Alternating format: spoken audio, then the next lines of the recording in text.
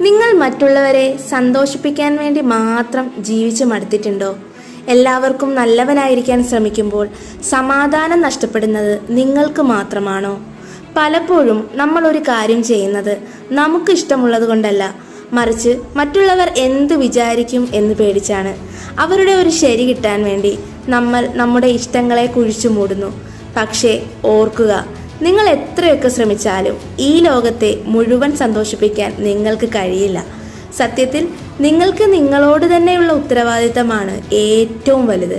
മറ്റൊരാളുടെ കണ്ണിലെ വെളിച്ചമാകുന്നതിനേക്കാൾ പ്രധാനം നിങ്ങളുടെ ഉള്ളിലെ വെളിച്ചം കെട്ടുപോകാതെ നോക്കുന്നതാണ്.